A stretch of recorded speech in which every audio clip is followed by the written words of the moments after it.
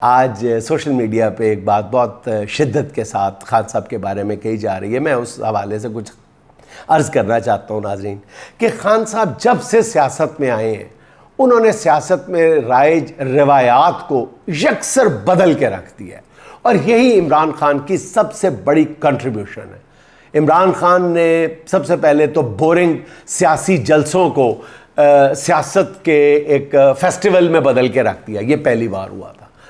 خان صاحب نے سیاست میں آ کے اگر مگر کے بغیر بات کرنے کا چلن عام کیا، اف اینڈ بٹ لگائے بغیر.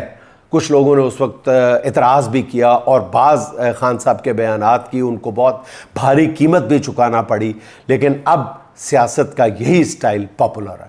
یہی نہیں، عمران نے پاکستانی سیاست کے ڈائنمکس کو بھی بدل کے رکھ دیا.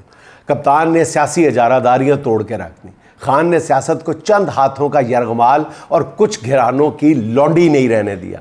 وہ جن کے گرد سیاست گھوما کرتی تھی وہ اب گلی گلی گھوم رہے ہیں خود، مگر ان کے کاسے میں سیاسی خیرات ڈالنے والا کوئی نہیں ہے.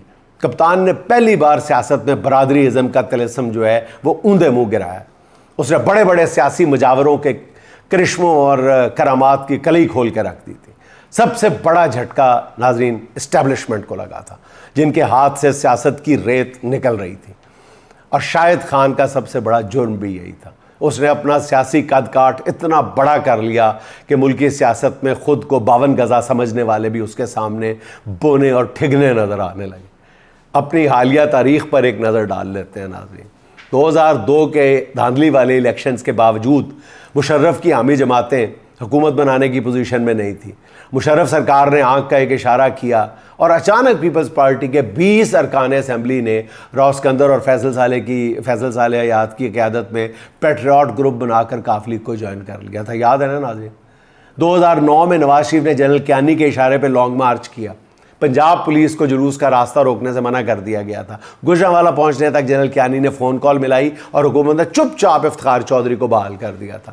2019 میں باجوہ کی ایکسٹینشن پر عدالت نے سوالیہ نشان کھڑا کر دیا.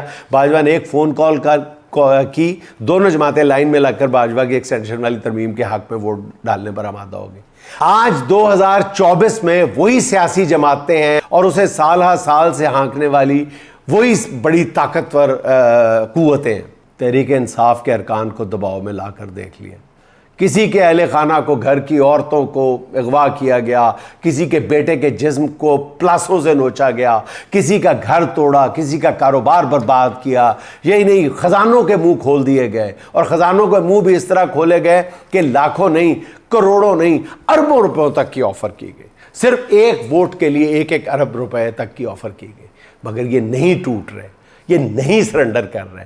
یوں لگ رہا ہے کہ انہیں توڑنے کی کوشش کرنے والے کسی آہنی دیوار سے ٹکرے مار رہے ہیں.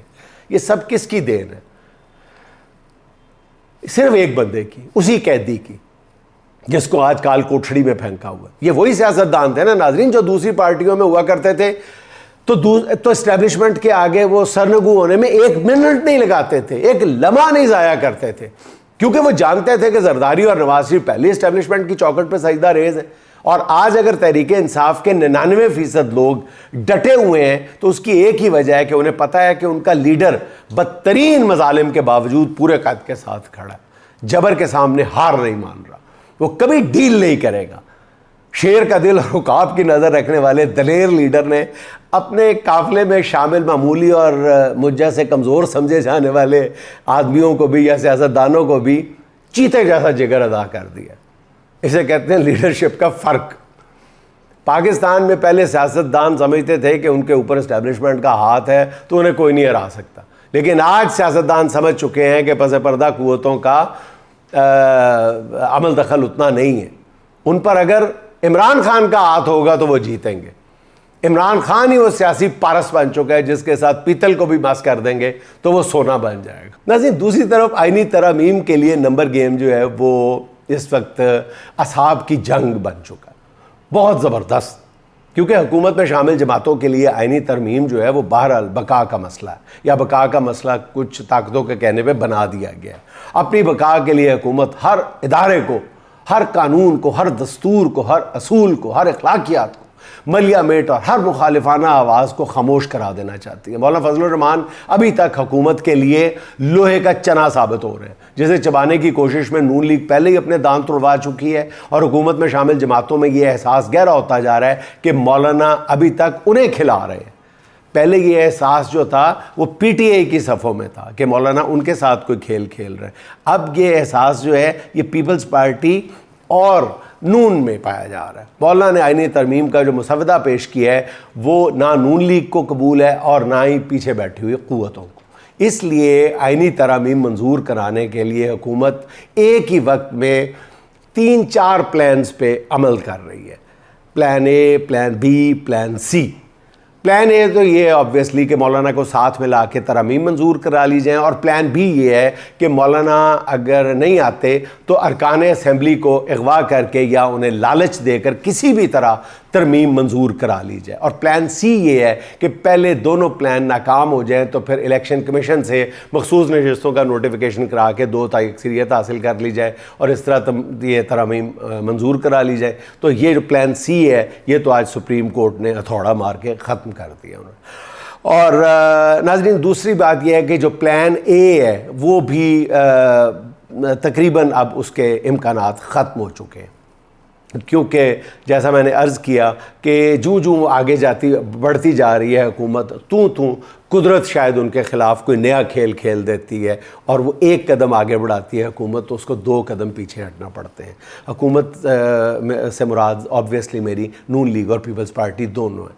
اب گزشتہ رات کی مولانا کی پریس کانفرنس کے بعد یہ بات کسی حد تک یقین کے ساتھ کہی جا سکتی ہے کہ حکومت کے پلان اے اور بی بھی ناکام ہو چکے ہیں، جس کے بعد اب حکومت کی نظر پلان سی پر تھی، جیسا کہ میں نے عرض کیا کہ وہ سپریم کورٹ نے اس کو عمل درآمد سے پہلے اڑا کے رکھ دیا۔ اب اس کے بعد بھی الیکشن کمیشن اور حکومت نے مخصوص نشستوں کی بندر بانٹ والا ناٹک کیا، تو ناظرین اس کا سیدھا مطلب یہ ہے کہ ریاستی ڈھانچہ کولیپس کر چکا ہے، اور یہ بہت افسوسناک صورتحال ہوگی۔ اب پھر اس کے بعد جس کی لاٹھی اس کی بھینس والا اصول جو ہے وہ رائج ہو جائے گا۔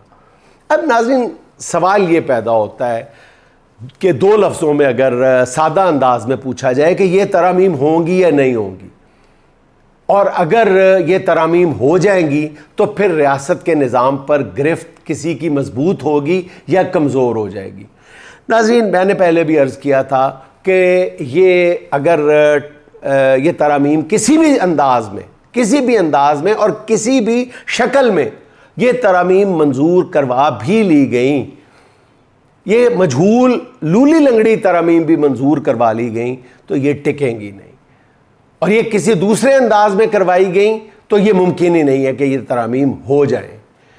الٹیمیٹلی ناظرین یہ جو پورا ڈھانچہ ہے جو اس وقت ریاست کا، اس کو مضبوط، اس کو مربوط وہی کر سکتا ہے جس کے پاس عوامی مینڈیٹ ہوگا، اور وہ عوامی مینڈیٹ جو ہے وہ اسی وقت ہوگا جب فارم 45 والوں کی حکومت ہوگی۔